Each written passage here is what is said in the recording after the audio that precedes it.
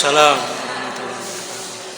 Innal hamdalillah nahmaduhu wa nasta'inuhu wa nastaghfiruh wa na'udzu billahi ta'ala min shururi anfusina wa min sayyiati a'malina. Man yahdihillahu fala mudilla lahu wa man yudlil fala hadiya lahu.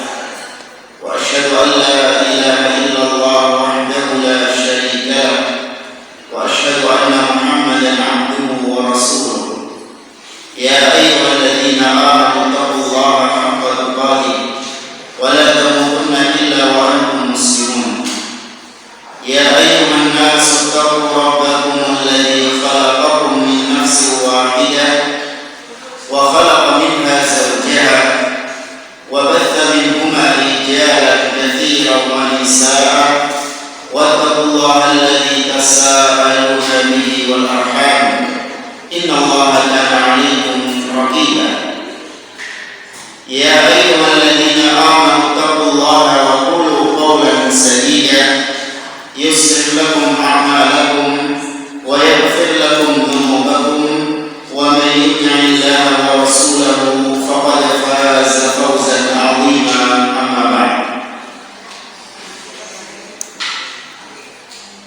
Fa inna asdaqal hadithi kitabullah wa khairal hadi hadi Muhammadin sallallahu alaihi wasallam wa syarrul umuri muhdatsatuha wa kullu muhdatsatin bid'ah wa kullu bid'atin dhalalah wa kullu dhalalatin fin nar.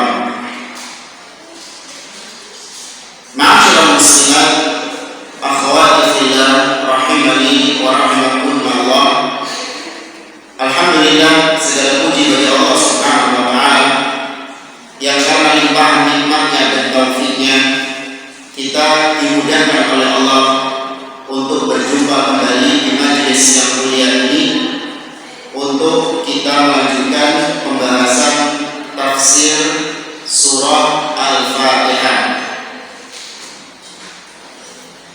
Kalau nggak salah pada pertemuan yang terakhir kita selesai membahas firman Allah Ar-Rahmanir-Rahim.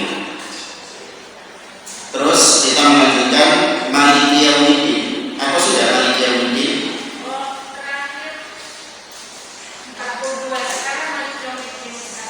Ya, 43 ya. Ya. Ibu-ibu bukunya masih ada? Efek libur 3 bulan ya? Iya, pertemuan ini maksudnya. Oh iya ya, kemarin Ramadan ada ya?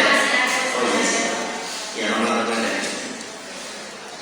Baik, kita melanjutkan firman Allah Subhanahu wa taala, Maliki Yaumiddin.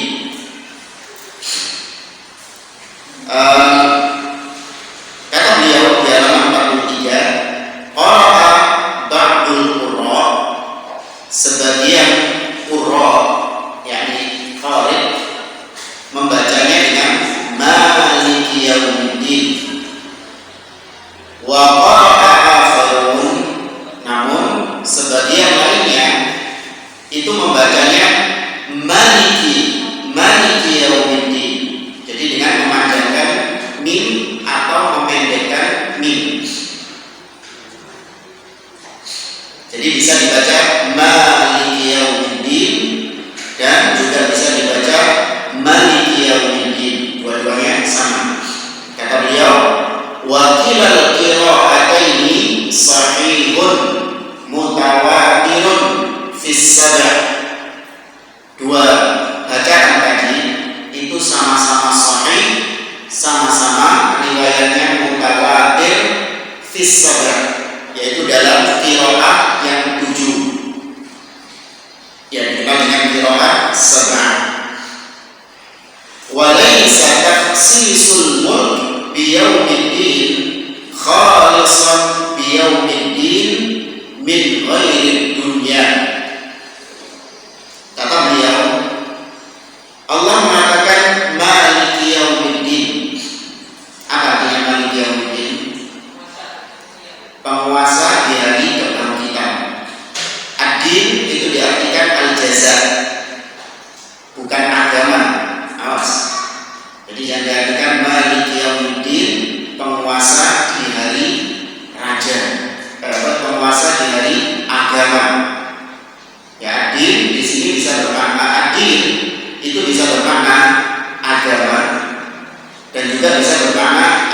jaza, balasan. Tapi di sini artinya balasan. Baik, kata beliau, Allah mengatakan bahwa Dia penguasa di hari pembalasan. Ayat ini bukan sedang mengkhususkan bahwa kekuasaan Allah itu cuma pada hari kiamat. Kekuasaan Allah cuma pada hari pembalasan saja. Allah itu bukan hanya penguasa di hari pembalasan, tapi Allah juga penguasa sudah ketika di dunia ini. Paham gak ini, bro? Bingung? Oke, sebentar ya.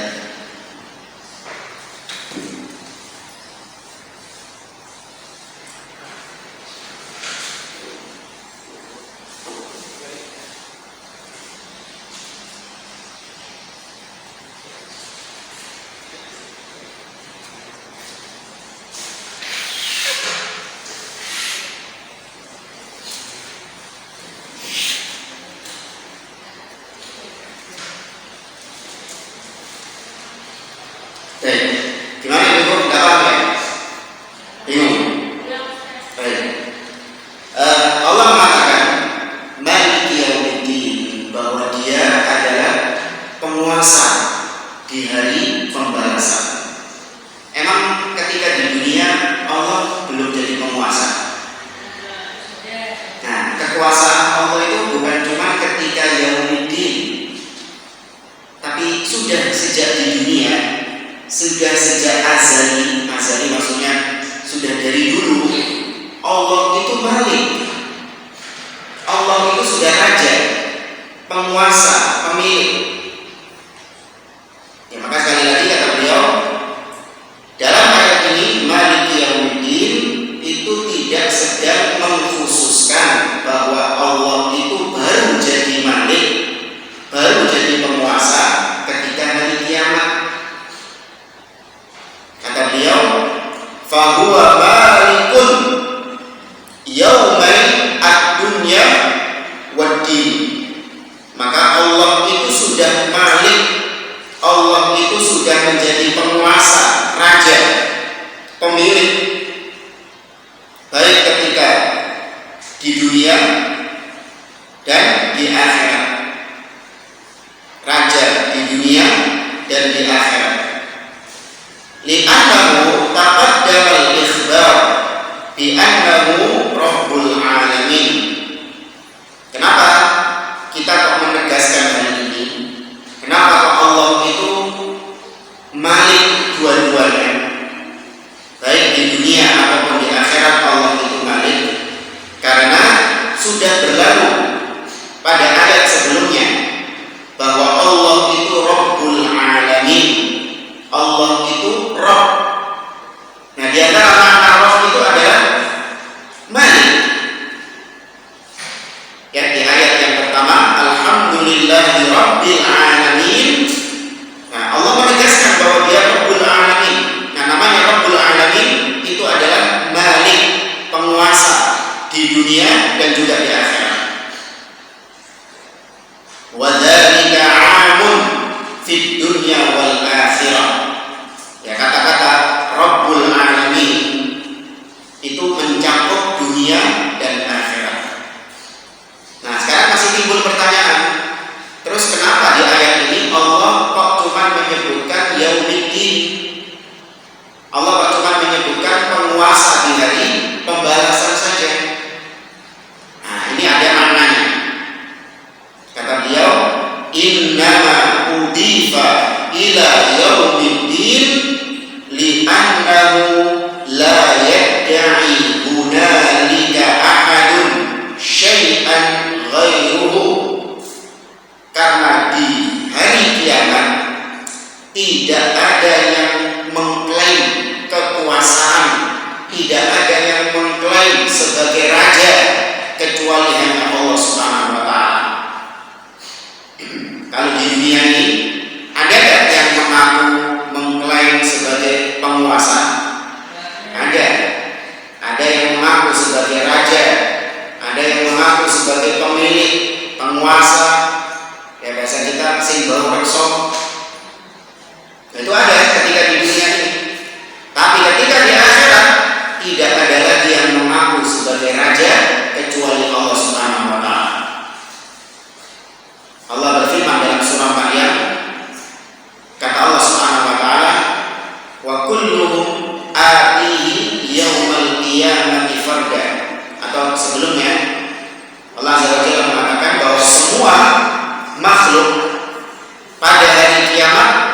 itu statusnya di hadapan Allah sebagai abda, sebagai hamba. Terus gimana Ustaz? Fir'aun dulu kan raja? Iya, Fir'aun dulu raja. Ketika di hari kiamat status rajanya hilang. Yang presiden, ya, yang jenderal, yang punya kekuasaan luas, yang punya harta yang melimpah.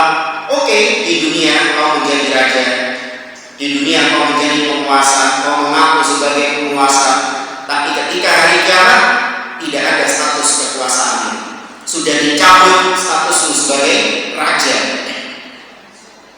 Allah berfirman dalam surah Al-Haqqah menceritakan tentang orang-orang yang hilang kekuasaannya di hari kiamat.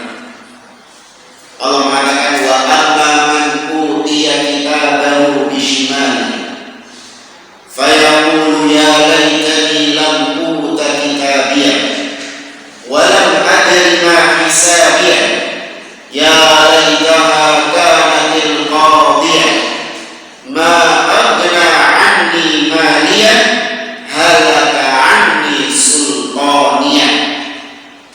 Kata Allah, adapun orang-orang yang menerima catatan amalnya dengan tangan kirinya, maka mereka mengatakan, seandainya aku gak perlu menerima catatan amal ini, seandainya aku gak perlu tahu apa yang ada di dalam catatan amal ini, seandainya kematian itu adalah akhir dari segalanya, hartaku tidak bisa menolongku dan kekuasaanku hilang dariku. Tuh. Ya, pada hari kiamat kekuasaan hilang dari dirinya. Hanya Allah Azza wa Jalla yang berkuasa di hari kiamat.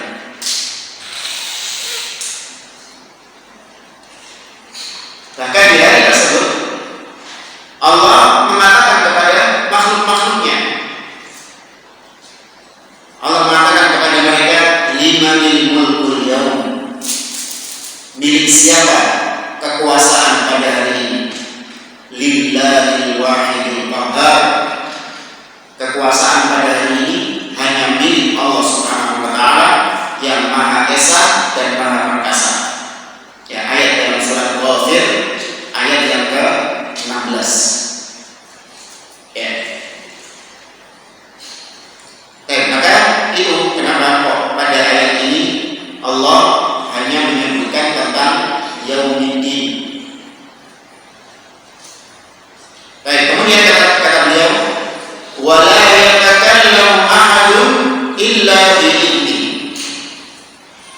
Dan pada hari kiamat itu, karena Allah sebagai raja, Allah sebagai malik, maka tidak ada yang berani berbicara di hari kiamat itu. Nah, semua ngomong kecuali apabila diizinkan sama Allah Azza wa Jalla untuk berbicara. Kama qala ta'ala, sebagaimana yang Allah firmankan dalam surah Amma Yatasaalun. Allah mengatakan, yauma yaqumur ruh wal malaikatu saffa la yatakallamuna illa man adina lahu rahman wa qala shawaba. Kata Allah, di hari kiamat para malaikat berdiri dengan bersop-sop dan tidak ada yang berani berbicara kecuali siapa yang diizinkan oleh Ar-Rahman, diizinkan oleh Allah. Wa qala shawaba, dan dia berkata benar. Ya. Dan bisa dipahami yang itu ya. Kenapa Allah kok mengatakan Maliki Yaumiddin?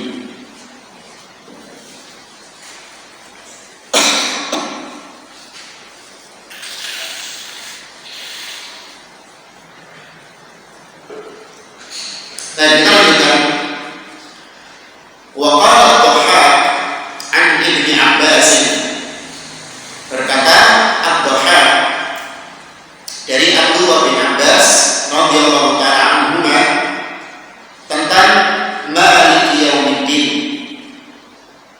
Yaqul, Abdullah bin Abbas mengatakan, la yamliku min ahadin fi dzalikal yaumi hukman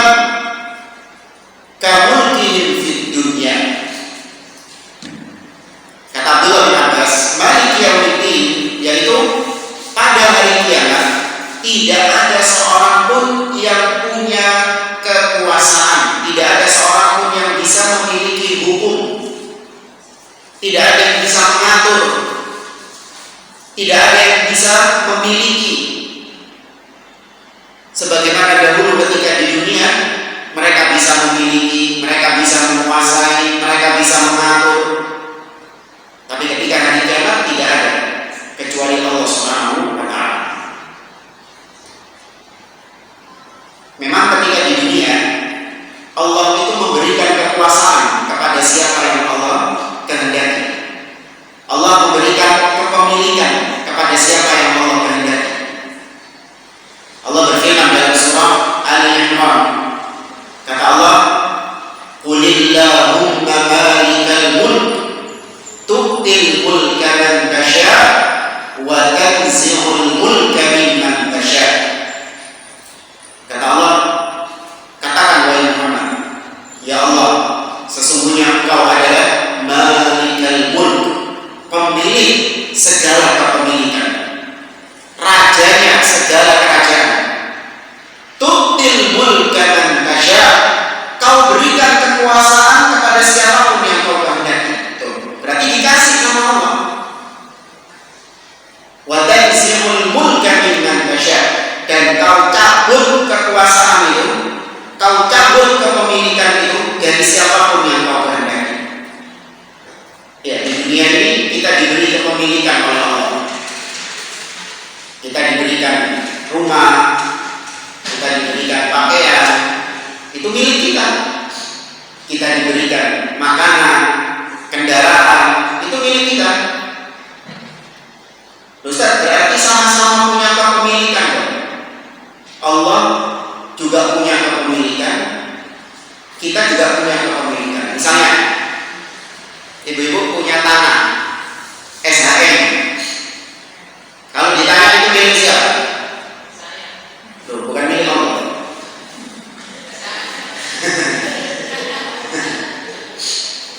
bukan milik pangeran.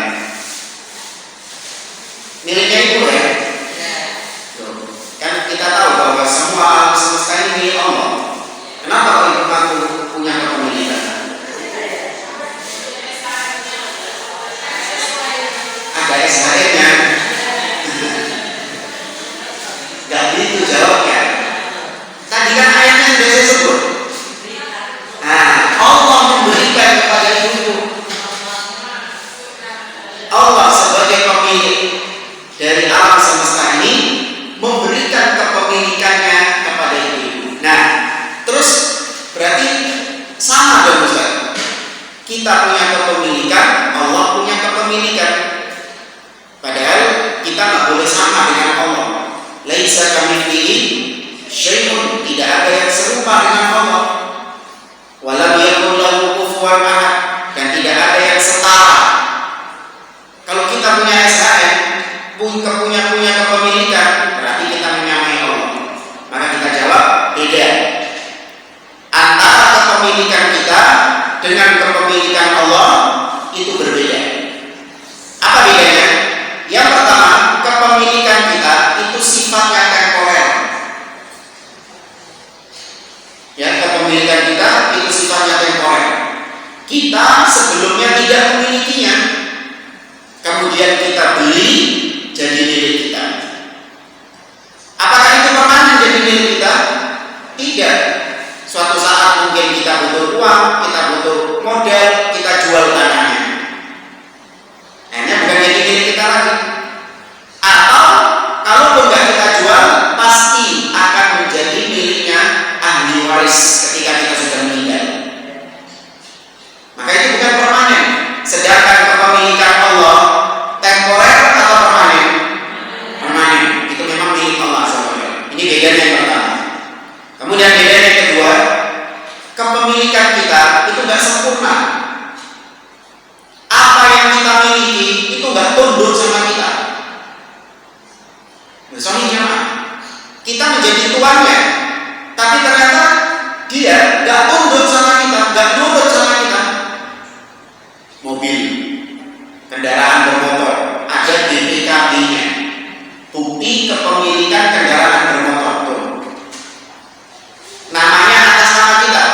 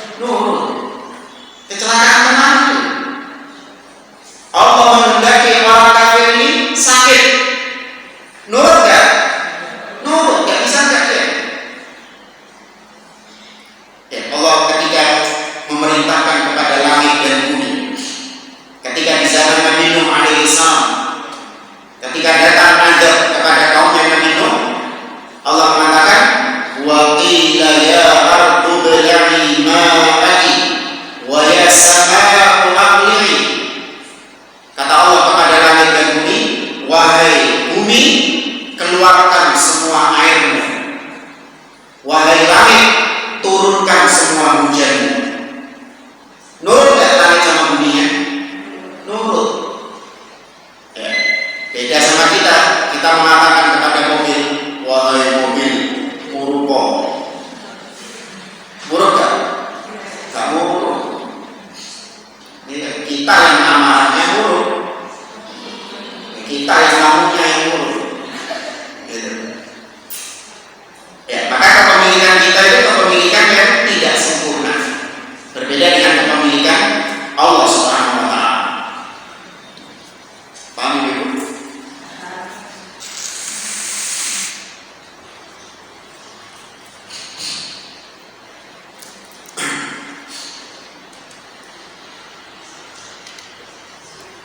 Baik, kita lanjut poin yang keempat, masih di halaman 63.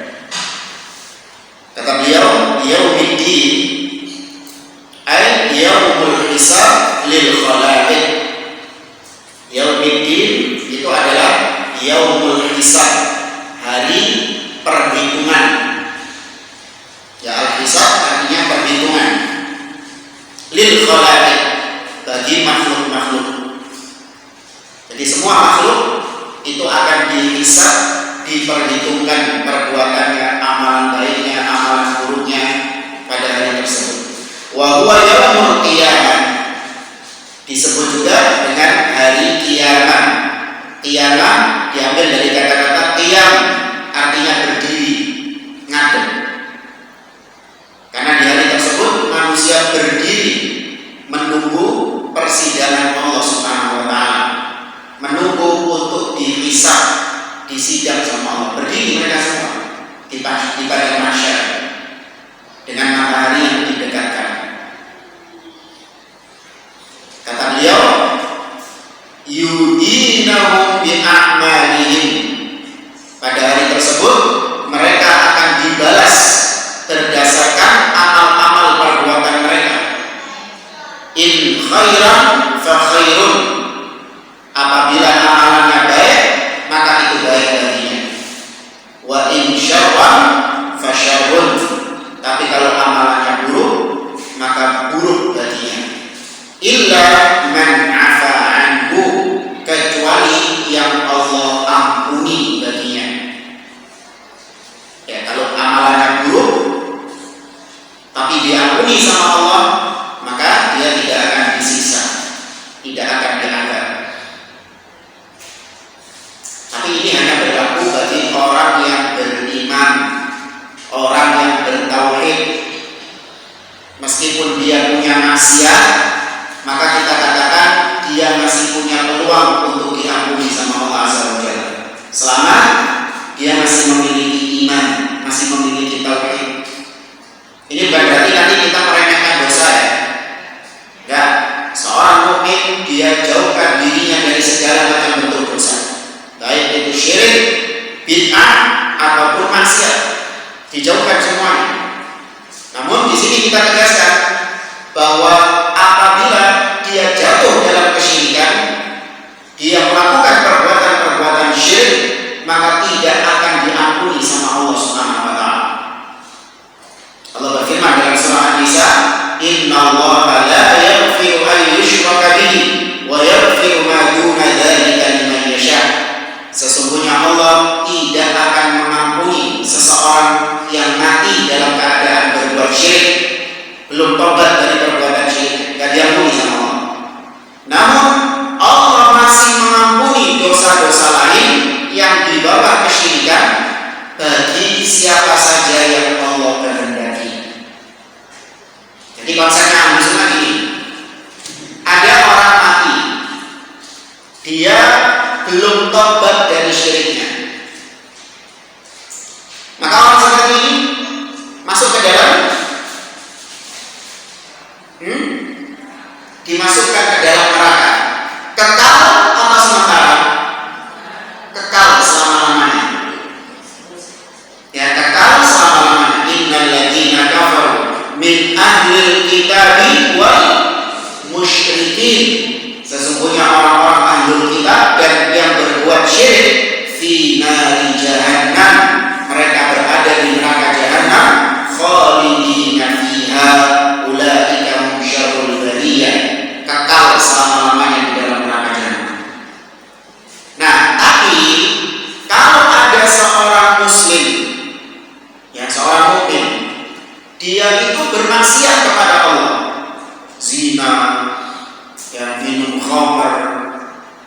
kemudian riba, mencuri, ya, berdusta dan yang lainnya, dia muslim, masih ada tauhid dalam dirinya, dia nggak berbuat syirik, mati belum tobat dari maksiatnya ini. Maka bagaimana keyakinan kita terhadap orang ini? Gimana Bu? Masuk ke neraka.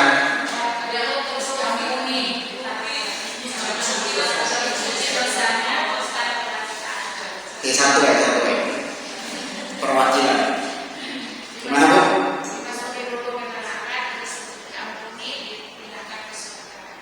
Dimasukkan dulu ke neraka, terus dimasukkan surga.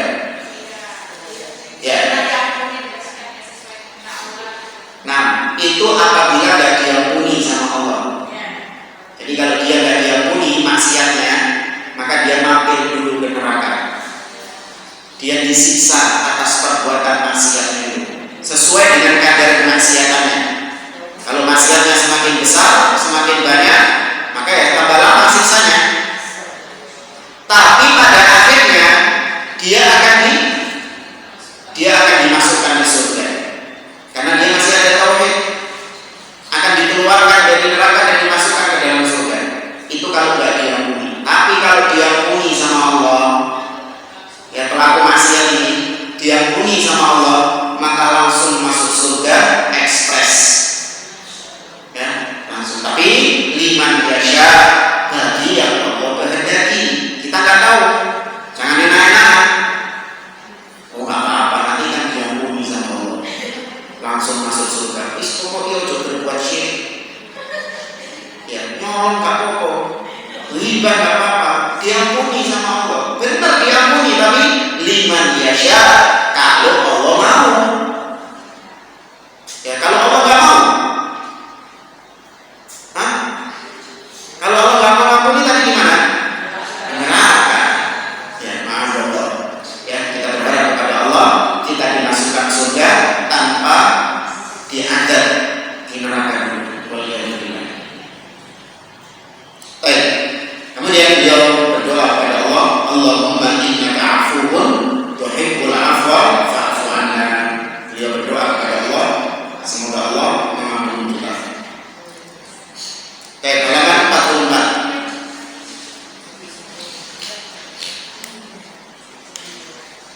Min hidayatil ayat, di antara manfaat atau faedah yang bisa kita petik dari ayat ini.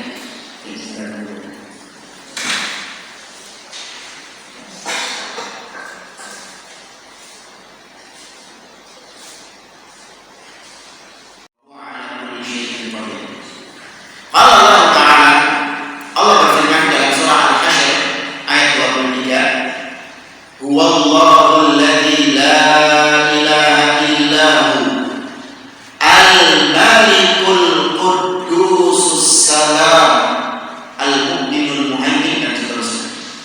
Kata Allah, dialah Allah yang tidak ada sesembahan yang hak kecuali Dia, dan Dia adalah Al-Malik. Maka Al-Malik itu salah satu dari nama Allah Subhanahu wa Ta'ala.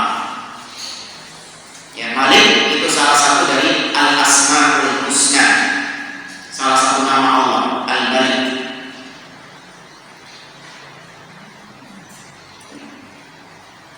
Berikutnya kata beliau, wa fil hadis, di dalam hadis yang diriwayatkan oleh Imam Al-Bukhari, Nabi SAW bersabda, ahnamu ismi indallahi man tasamma bimalikil amlak wala malika illallah.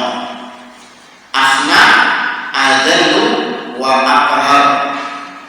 Kata beliau, kata Nabi, sejelek-jeleknya nama, ya seburuk-buruknya nama, yakni nama yang paling dibenci sama Allah, yaitu seseorang yang menamai dirinya dengan Malikul Amlak, rajanya seluruh kerajaan. Ini kalau bikin anak, kalau punya anak, jangan kasih nama segala kerajaan. Ini nggak boleh. Kenapa kata beliau? Karena tidak ada raja yang seperti itu kecuali Allah saja. Yang Malikul Amlak atau Malikal Mulk itu nama Allah Subhanahu wa taala. Dan kemudian kata beliau, wa qala Allah taala, Allah berfirman dalam surah Al-Baqarah ayat 247, innallaha qad ba'atha lakum taluta malika fatasmiyatu talut bil malik majazun wa fil hadits mathalul muluki 'alal asirran. Kata beliau, Ustaz, katanya Malik itu cuma Allah, tapi kok di surat Al-Baqarah Talut itu kok disebut Malik juga. Bahkan malaikat apa yang namanya Malik?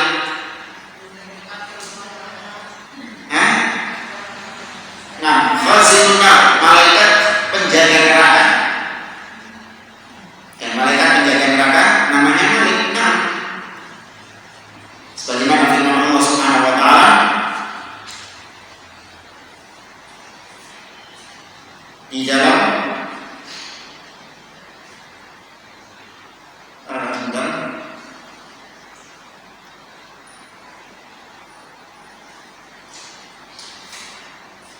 surat Az-Zukhruf ayat yang ke-77. Surah Az-Zukhruf ayat 77. Allah berfirman tentang penghuni neraka, wa nadaw ya Malik liyaqdi 'alaina rabbuk qala innakum makithun.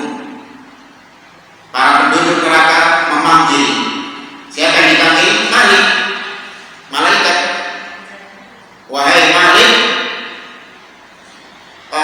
mintakan kepada Rabbmu untuk mematikan kami. Nah, kuat mereka dengan siksa neraka. Wahai Malik, tolong mintakan kepada Rabbmu, yaitu kepada Allah, agar mematikan kami saja. Maka Malik mengatakan, qala innakum makithun, kalian tetap akan tinggal di neraka ini, tidak mati. Nah, kembali ke pembahasan kita. Tadi katanya Malik itu cuma Allah, tapi kenapa ada sebagian makhluk yang juga disebut Malik?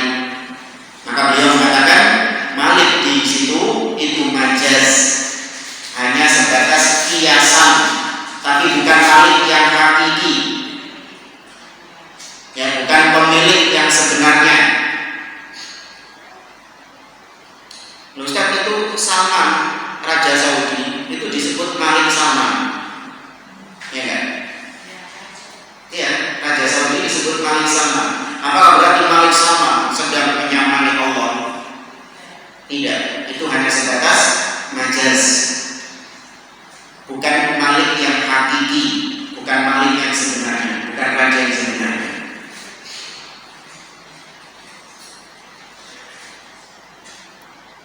Sebagaimana juga di dalam hadis mathalul muluk 'alal asirran, Nabi mengatakan ibarat seperti raja-raja yang berada di singgasana-singgasana mereka. Setelah yang kedua, al-malik fil haqiqah huwa Allah azza wa jalla. Maka Malik yang sebenarnya, yang hakiki, hanya Allah azza wa jalla. Wa huwa ma'khudun minal milk, itu diambil dari kata-kata al-milk, yaitu kekuasaan. Wa tasmiyatu ghairihi fid dunya majazun, dan menamai selain Allah dengan Malik itu dibolehkan, tapi dalam rangka sebatas majaz. Jadi kalau Anda punya anak, Anda cuma menamai anak Anda dengan Malik tanpa Abdul Malik, jadi namanya itu langsung Malik, boleh nggak?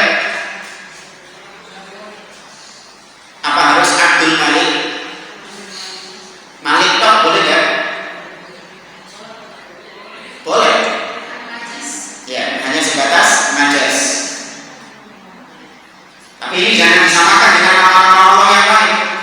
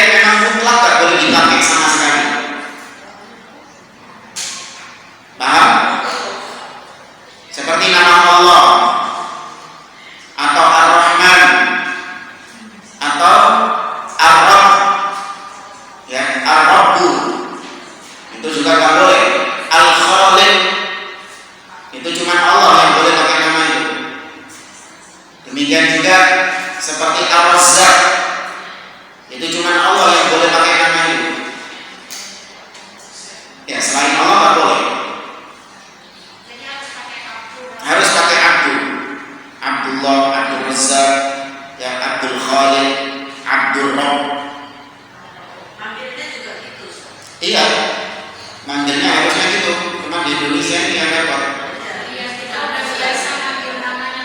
Sukanya manggil belakangnya kok.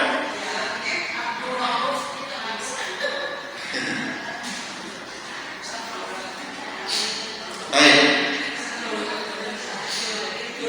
Padahal kalau di Saudi, kalau di negara-negara Arab itu orang namanya Abdullah, kalau dipanggil ya lengkap. Ya Abdullah, ya Abdullah. Nggak kayak di sini. Abdul. Wa qala ta'ala, Allah berfirman, "Amma as-safinatu fakanat limasakin ya'maluna fil bahr." Ini dalam surat Al-Kahfi ya. Kisah tentang Nabi Musa dengan Nabi Al-Khadir. Kita biasa manggilnya Khidir. Ya. Nah, salah satu kisah adegan yang beda. Ya, salah satu yang ada di dalam kisah Nabi Musa dan Nabi Khadir, yaitu Nabi Khadir itu merusak kapal, ya. Nabi Khadir merusak kapal. Nah, ketika dia menjelaskan alasannya kenapa dia merusak kapal, maka Al-Khadir mengatakan, "Ammas safinatu fakanat limasakin ya'maluna fil bahr."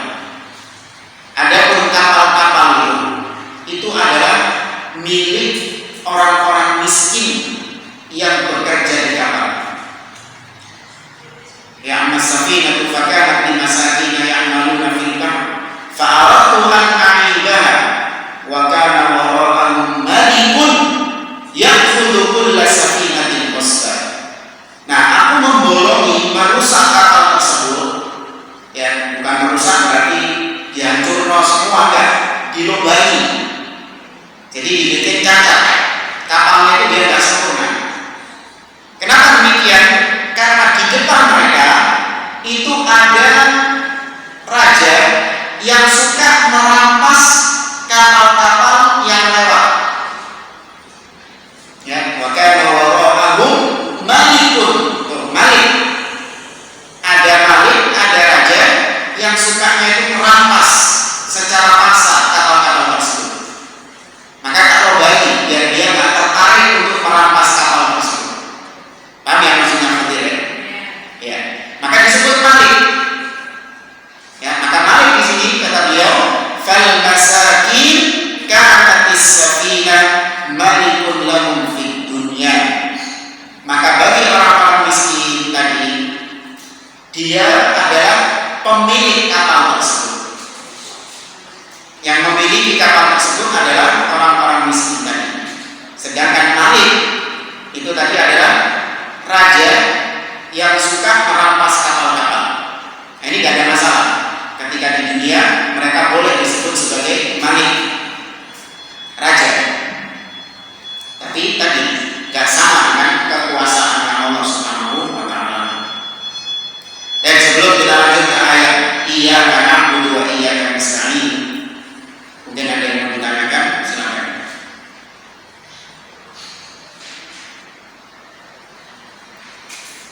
Gak ada ya? Kita lanjut.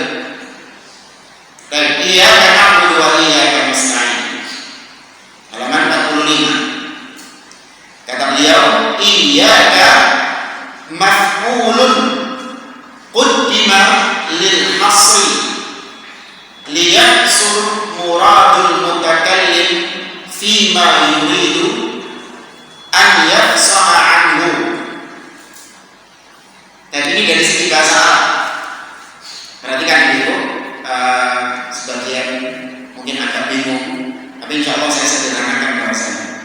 Tapi yang penting fokus. Kalau nggak fokus ya percuma. Sesederhana pembahasan saya tetap dapatkan mudah. Dan perhatikan, ibu lihat ayatnya ya, tulisan ayatnya. Iyyaka na'budu wa iyyaka nasta'in. Ibu coba lihat tulisannya. Yang nggak punya bukunya coba buka mushafnya saja. Jangan mengandalkan hafalan. Enggak, ini kita sedang bicara tulisannya, bukan bacaannya. Yang nggak bawa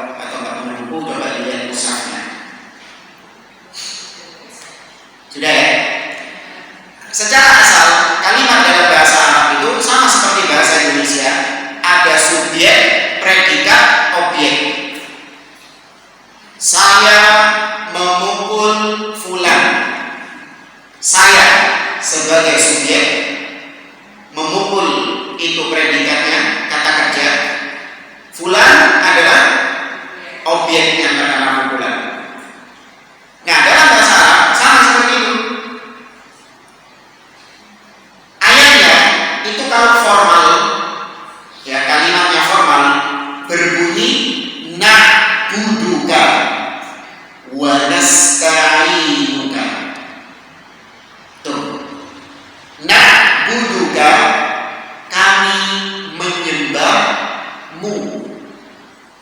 Ka, perhatikan ada ka.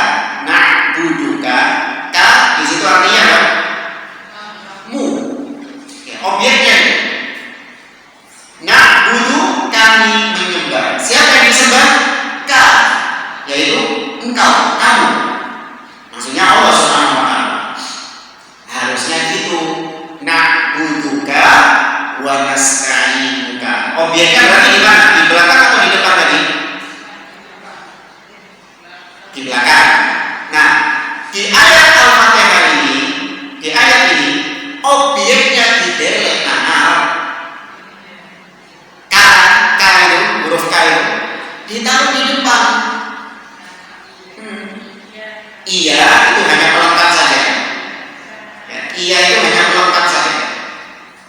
Jadi seakan-akan kalau nggak pakai iya itu ka na'budu wa ka nasta'in. Ya enak kan? Nah ini dikasih pelengkap iya. Iya ka na'budu wa iyyaka nasta'in. Kepadamu kami menyembah dan kepadamu kami beribadah. Nah, kenapa kok dibolak-balik ini, Ustaz? Bikin ribet aja. Ada orang bikin bingung. Kenapa kok objeknya taruh di depan? Maka objek taruh di depan itu ada maknanya. Ya bukan cuma sekedar bolak-balik, gak ada maknanya, bukan. Objek ditaruh di depan ada maknanya. Kalau bahasa Indonesia ada maknanya. Misalnya tadi saya memukul fulan. Kalau saya balik fulan saya mukul. Apa bedanya? Oh, doa diwala-wali. Tapi kalau bahasa Arab ada bedanya.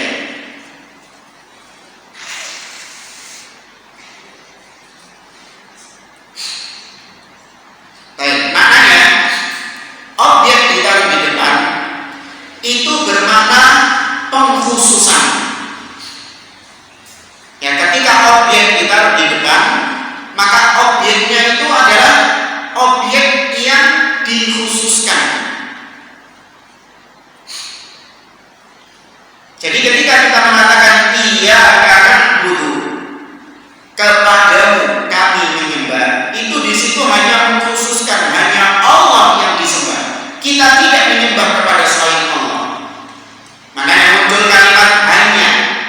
Ya enggak? Kalau di terjemahannya itu ada kalimat hanya. Hanya kepadamu kami menyembah dan hanya kepadamu kami meminta pertolongan. Kalau objeknya ditaruh belakang, betul dia menyembah Allah, tapi tidak dikhususkan hanya Allah yang dia sembah. Dia masih bisa menyembah kepada selain Allah.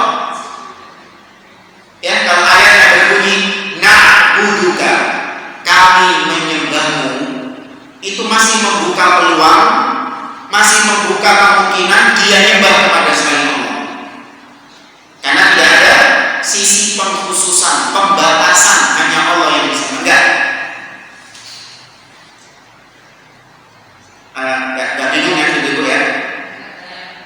Nah, tes. Kalau sudah paham tentang ini tadi, saya tes. Kira-kira ibu-ibu pengen suami Anda mengucapkan yang mana? Perhatikan. Yang pertama, uhibbuki. Perhatikan, kalau yang paham pembahasan tadi, contoh paham. Uhibbuki.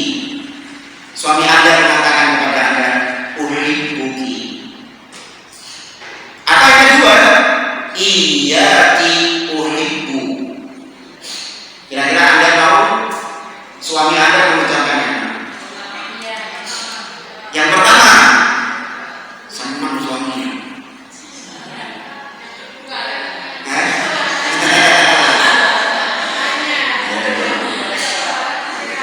Hati-hati tadi yang pertama.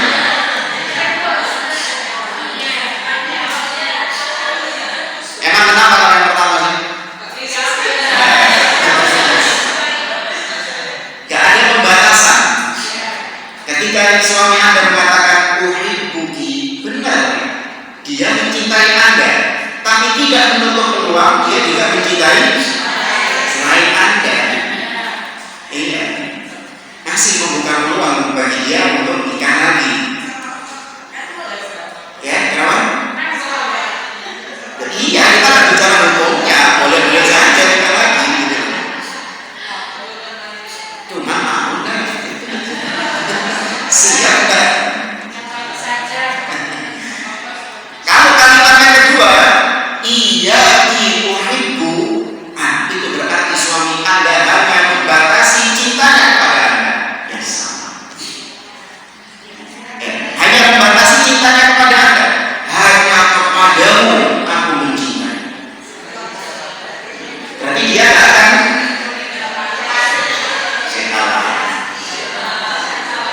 belum selesai.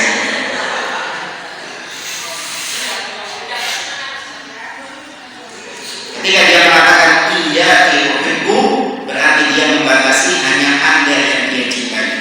Dia tidak mencintai selain Anda. Jadi Anda ditauhidkan. Ini namanya tauhid dalam rumah tangga, istrinya satu. Nah ini cuma sekedar ini aja biar lebih paham aja. Ya. Adapun kalau suami Anda mengatakan uhibbuki, itu tak perlu curiga. Insya Allah mungkin bapak-bapaknya masih belum pernah membahas ini, kayaknya nggak tahu. Ya. Kalau sudah tahu ya wallahu a'lam. Kalau sudah tahu ya wallahu a'lam. Tepatnya iya karena butuh, wah iya karena sayang. Kenapa kok objeknya ditaruh di depan? Itu alasannya untuk membatasi. Hanya Allah yang disembah dan hanya Allah yang dimintai pertolongan. Poin yang kedua, kata beliau, iya karena budu, la na'budu illa iya, yaitu kami tidak menyembah, tidak beribadah kecuali hanya kepadamu. Wala natawakkalu illa 'alaika, dan kami tidak akan bertawakal, ya berserah diri kecuali kepadamu. Jadi ini kan pembatasan. Hanya Allah yang disembah, hanya Allah yang ditawakali. Wa hadza huwa kamalul ta'ah. Ini adalah kesempurnaan ketaatan. Ya, ini adalah kesempurnaan taat. Wal ibadatu fil lughah min ad-dillah. Ibadah secara bahasa itu dari kata-kata ad-dillah, yaitu menghinakan diri. Ya, secara bahasa ibadah artinya adalah menghinakan diri di hadapan yang kita ibadahi. Makanya ini tidak boleh kecuali kepada Allah. Tidak boleh kita menghinakan diri kepada syaitan, kepada jin, menghinakan diri kepada kuburan misalnya, menghinakan diri kepada pohon-pohon keramat atau kepada binatang-binatang yang dikeramatkan. Tidak boleh. Kita menghinakan diri hanya kepada Allah. Yuqal, dikatakan juga tariqun mu'abbad. Ibadah itu adalah jalan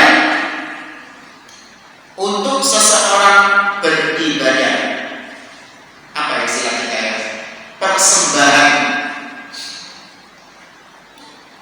Kita menyembah Allah, kita disebut abdun. Ya, kita disebut abdun. Sedangkan yang kita sembah disebut ma'bud, yang disembah. Nah, perbuatan kita disebut ibadah. Ya, perbuatan kita ketika menyembah itu disebut ibadah. Maka banyak sholat, ya, doa, puasa, tawaf, menyembelih, kemudian nazar, tawakal, khauf, roja,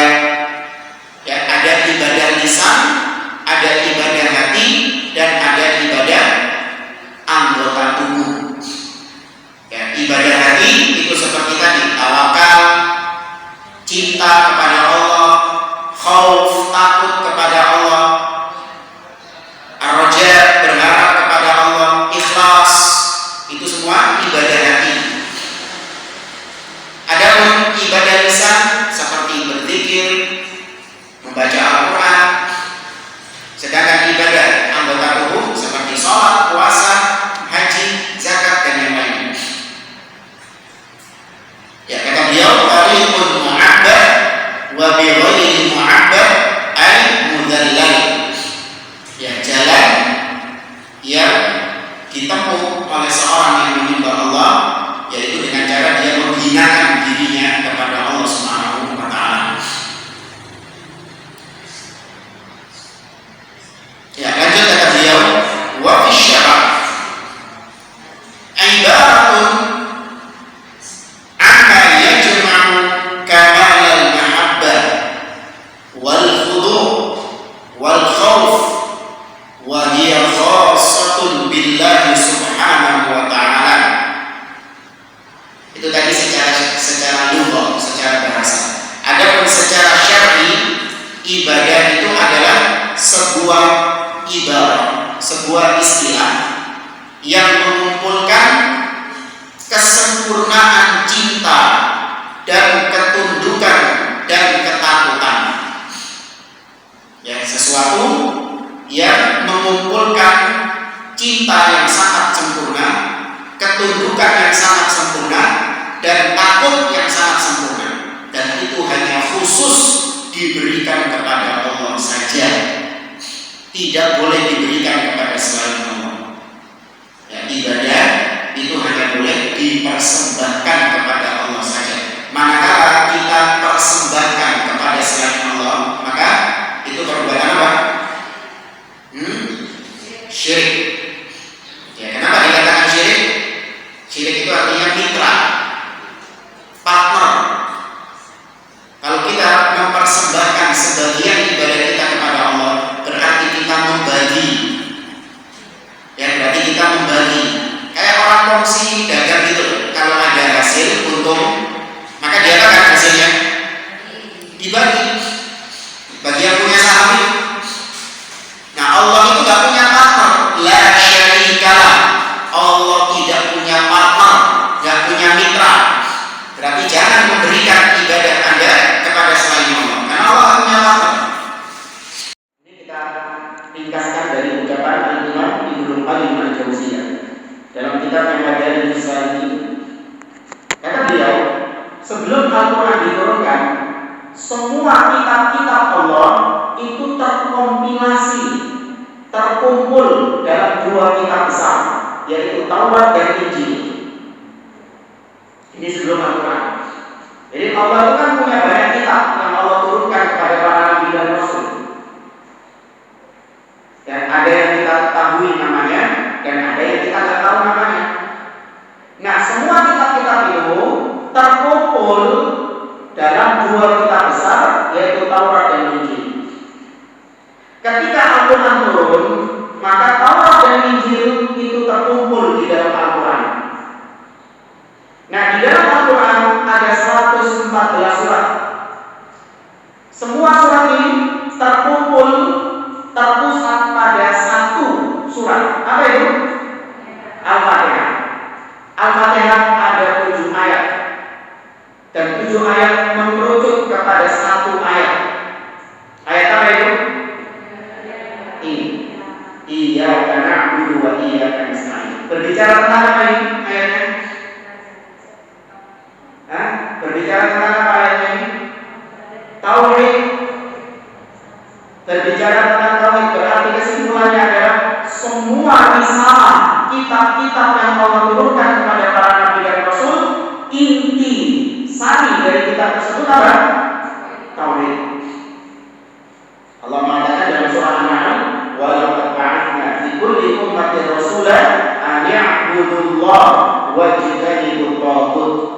Sungguh kami telah mengutus pada setiap umat seorang rasul, yang mana rasul ini mengatakan an ya'budullah, sembahlah Allah saja, dan jauhkan diri kalian dari at-taghut.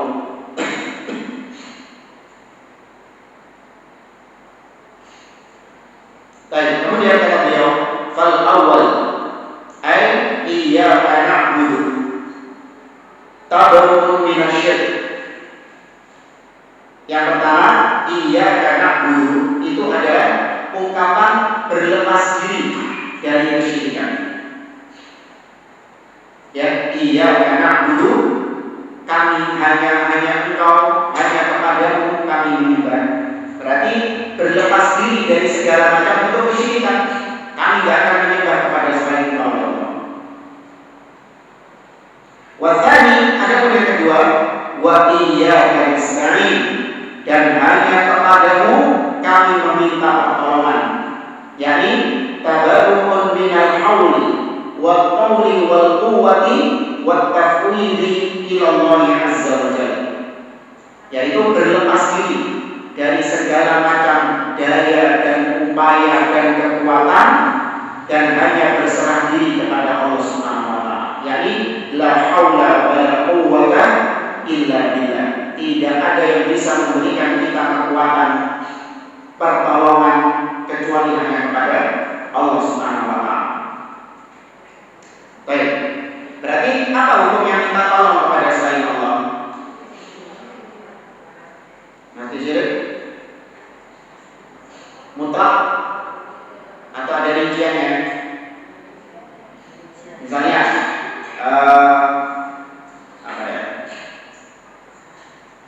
misalnya saya minta tolong kepada ibu, minta tolong ambilin buku yang ada di belakang itu. Ini saya minta tolong kepada Anda. Apakah berarti itu syirik? Kenapa Bapak? Katanya wa iyyaka nasta'in. Nah, ini ada rincian dari para ulama. Apabila minta tolongnya itu pada perkara-perkara yang memang hanya Allah yang bisa melakukannya, maka apabila kita minta tolong kepada selain Allah, ya itu syirik. Minta kesembuhan, minta rezeki, minta hujan, apa lagi? Dan yang lainnya, itu semua hanya Allah yang mampu, makhluk tidak bisa. Maka minta tolong pada hal-hal seperti ini itu hanya kepada Allah. Apabila minta kepada selain Allah, maka jatuhnya syirik. Tapi apabila minta tolongnya itu pada perkara-perkara yang memang makhluk bisa melakukannya, minta tolong anterin saya ke sini, anterin saya ke Surabaya. Nah, ini makhluk diberi kekuatan oleh Allah, bisa melakukan itu. Minta tolong kepada Pak Polisi misalnya untuk nangkap pencuri. Ya, itu hal-hal yang makhluk mampu melakukannya. Maka itu tidak dikatakan syirik. Ya, itu tidak dikatakan syirik. Meskipun memang seorang yang bertauhid itu semakin kuat tauhidnya, maka dia semakin jarang minta tolong sama orang lain. Bukan nggak boleh, cuma dia nggak mau merendahkan diri di hadapan manusia. Makanya sebagian salah itu, mereka tuh jarang sekali minta tolong.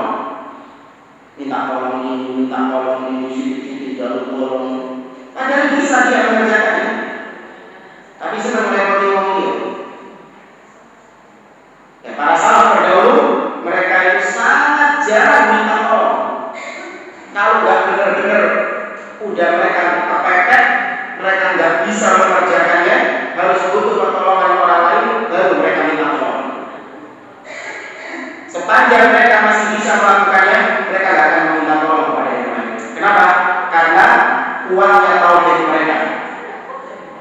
Ketika kita minta tolong kepada orang lain, itu dikhawatirkan semakin merendahkan diri kita kepada orang tersebut. Benar tidak? Iya. Ya, maka sepanjang ibu masih mampu mengerjakannya, ya tak perlu minta tolong kepada orang lain, kerjakan sendiri. Ya, tapi kalau memang ibu tak mampu dan memang itu bukan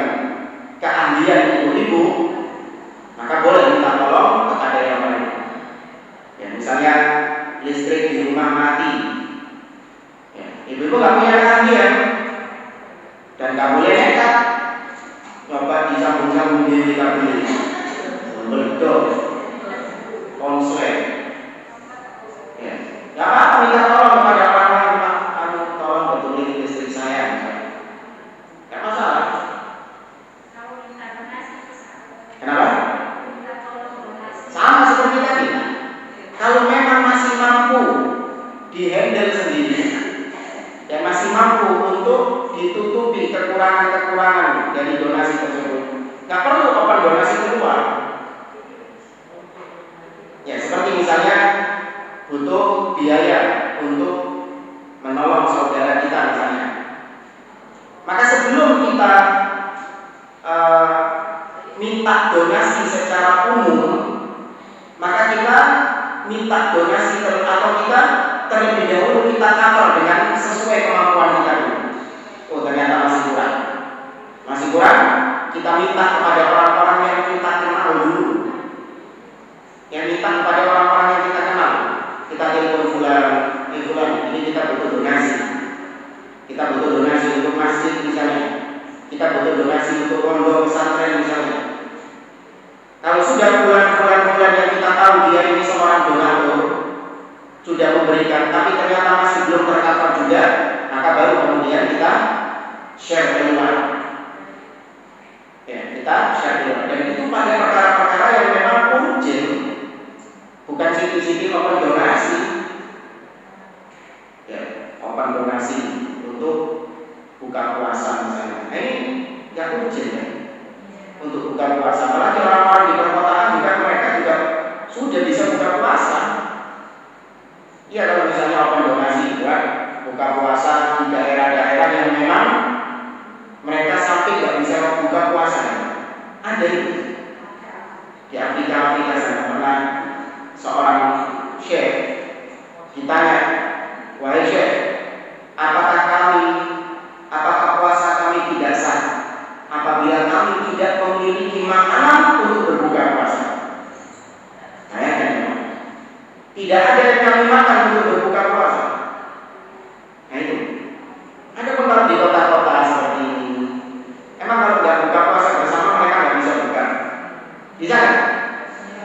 Bisa. Ya, malah kebanyakan banyak harta-harta berhamburan di sini.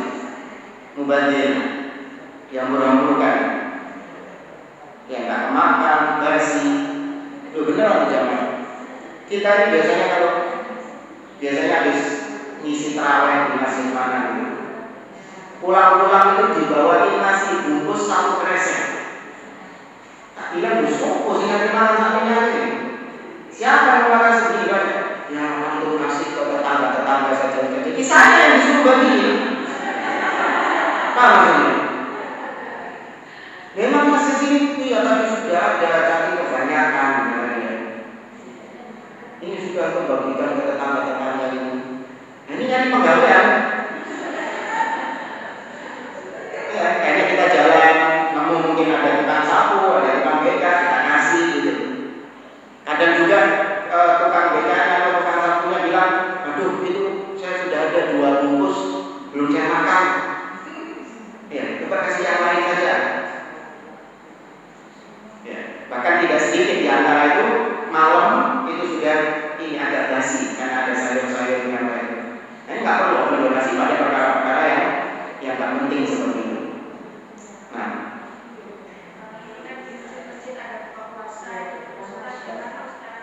iya buka puasa seperti itu.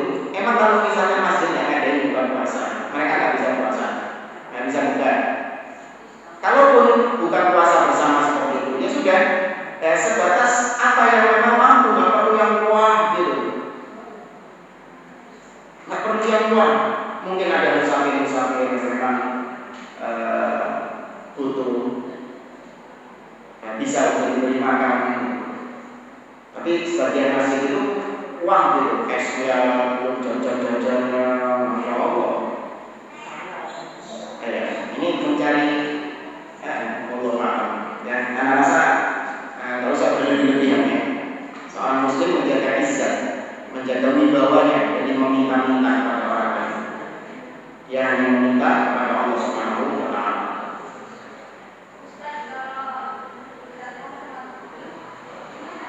Kenapa Bu?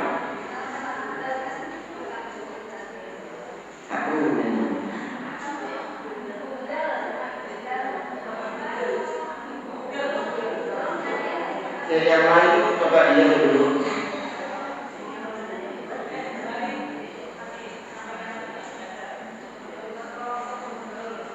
Minta tolong ke Google. Ya sama seperti tadi minta tolong kepada makhluk. Google itu memang punya kemampuan nggak untuk melakukan apa yang kita mintai tolong tadi? Bisa. Ya kita minta ke Google, tolong nyalakan AC. Ini nyala AC-nya memang. Ya kan pakai apa itu? Smart. Pakai Google Assistant atau apa itu? Itu buatan makhluk. Itu bukan manusia. Memang dia punya kemampuan. Ya kita lanjutkan ya. Yang keempat, wa fi hadhihi al-ayah tahawwala al-kalam min sighatil ghaib ila sighatil mukhatab bi kafil khitab bi qawlihi iyyaka. Kata beliau, pada ayat ini iyyaka na'budu wa iyyaka nasta'in ada pergantian kata ganti. Ada perpindahan kata ganti. Jadi di ayat-ayat yang pertama, alhamdulillahirabbil alamin, arrahmanir rahim, maliki yaumiddin. Ini masih kata gantinya itu gua, dia. Kita sedang membicarakan person yang ketiga, ya kan? Allah. Nah, ketika ayat iyyaka na'budu itu dirubah menjadi person kedua, lawan bicara. Hanya kepadamu, oh, jadi lawan bicara. Hanya kepadamu kami menyembah dan hanya kepadamu kami meminta pertolongan. Nah, ada perbedaan di sini. Kata beliau, wadhalika munasib li anna al-'abda lamma hamidallah wa athna 'alaihi wa majjadahu wa tabarra'a min 'ibadati ghairihi wa min al-isti'anati bisiwahu faka'annahu iqtaraba min Allah 'azza wa jalla.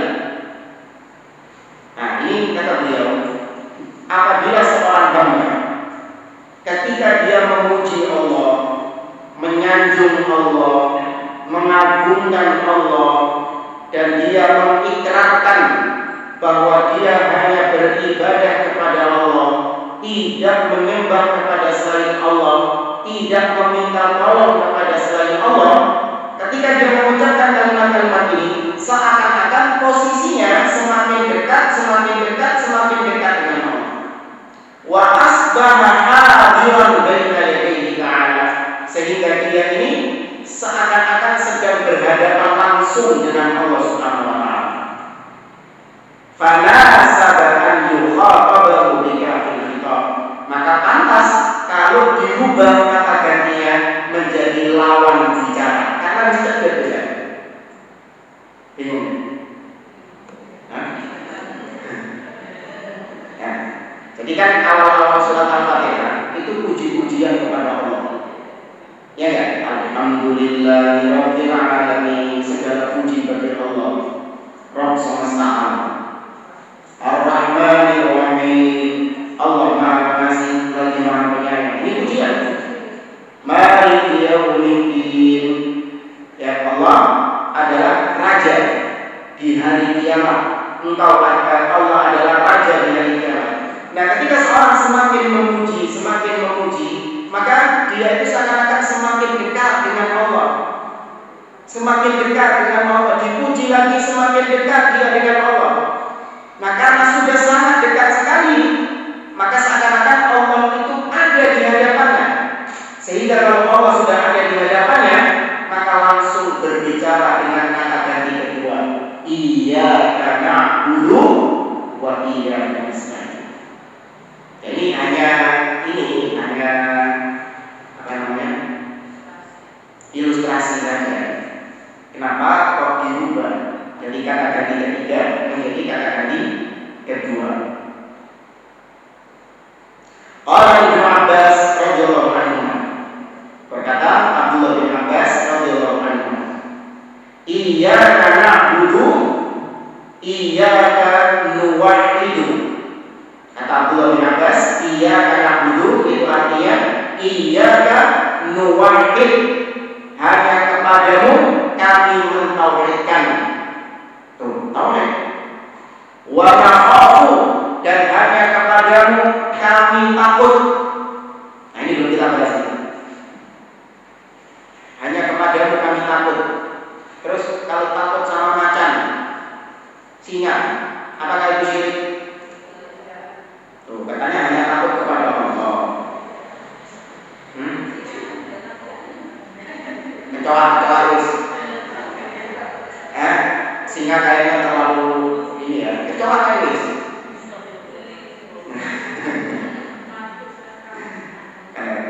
Ya.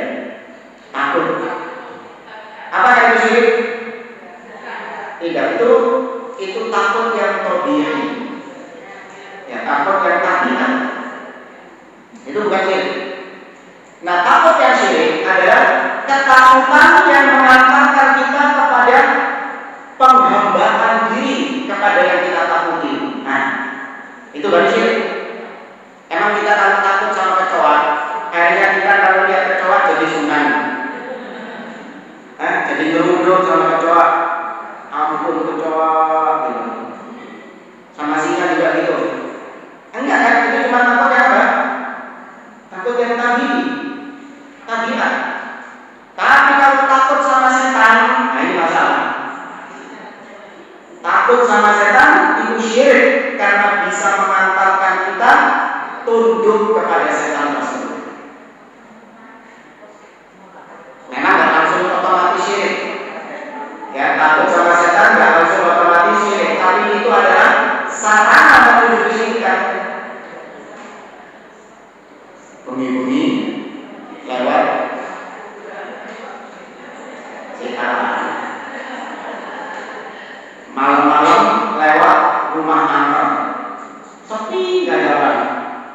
Ya, rumahnya angker. Biasanya kalau biar nggak diganggu sama setan, ngerunduk. Ya, lewat rumah itu kau merunduk supaya nggak diganggu sama setan. Amin. Baik, ketundukanmu itu, merundukmu itu adalah bentuk penghinaan diri ya. Itu menghinakan diri ya. Iya, itu menghinakan diri di hadapan dia, di hadapan syaitan. Nggak boleh. Di hadapan jin. Kita lebih mulia daripada jin. Iya, tanamkan dalam diri kita. Kita adalah bangsa yang lebih mulia daripada jin. Mbahnya jin disuruh sujud sama Allah kepada mbahnya kita. Ya, iblis, mbahnya jin. Allah perintahkan sujud kepada Adam, mbahnya kita. Kenapa kalau sekarang kita takut sama jin? Ya, maka kalau lewat rumah lewat saja, nggak usah amin, merunduk, nggak usah. Kadang saya pegel ya, lihat sebagian ikhwan, sebagian akhwat sudah ngaji tauhid, yang ikhwan sudah jenggotan, celana cingkrang, lewat rumah angker nggak berani, milih putar balik, lebih milih putar balik. Ya. Nah, baca doa. A'udzu bikalimatillahi tammah min syarri ma khalaq. A'udzu billahi minasyaitonir rajim. Ya, qul a'udzu birabbil falaq, qul a'udzu birabbin nas. Baca ada masalah. Tapi bacanya itu dengan keyakinan bahwa Allah melindungi kita. Jangan bacanya sambil gemeteran.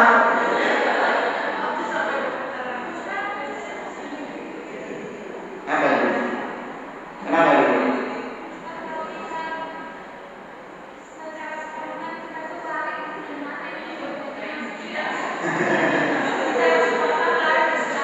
Ya belum biasa. Kita biasanya kalau lewat tempat-tempat yang ada gitu, kayak di dekat rumah itu, ketika ada suara keresak-keresak seperti itu, justru saya bukan mikirnya itu bukan setan. Iya, tapi saya khawatir itu ada kejahatan di situ. Entah ada maling, rampok. Iya. Itu yang lebih saya takutkan itu.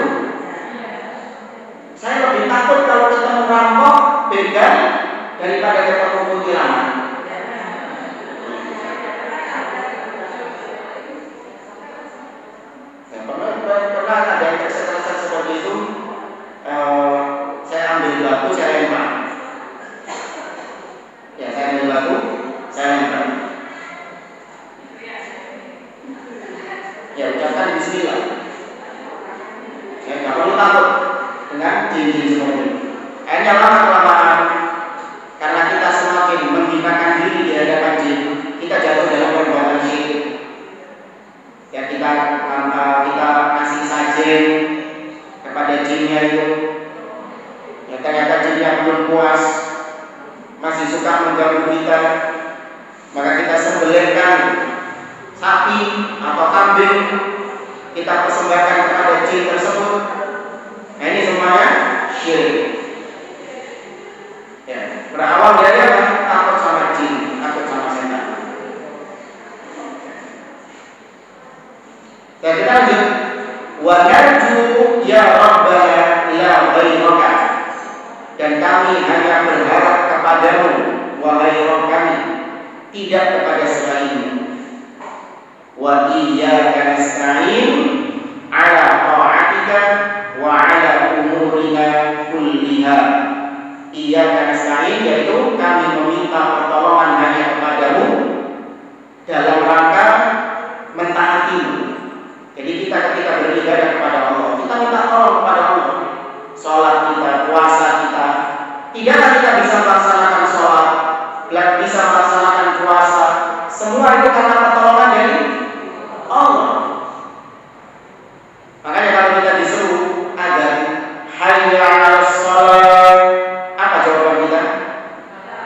La haula wala quwwata illa billah. Tidak ada kekuatan dan daya kecuali dari Allah Subhanahu wa taala. Maka kita minta tolong kepada Allah untuk bisa sholat, untuk bisa puasa, untuk bisa melaksanakan ketaatan-ketaatan kepadanya.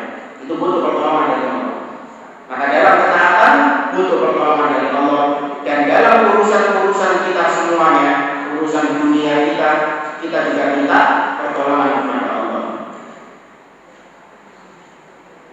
Ya, ada pun kalimat setelahnya ini, insya Allah kurang lebih sama seperti yang kita sampaikan. Tidak perlu kita bahas tentang iyyaka na'budu wa iyyaka nasta'in. Al-Qasar cukup. Mungkin insya Allah di pertemuan yang akan datang kita masuk halaman 47, yaitu pelajaran-pelajaran yang bisa kita ambil dari iyyaka na'budu wa iyyaka nasta'in. Sebelum kita akhiri, mungkin ada yang mau ditanyakan, silakan.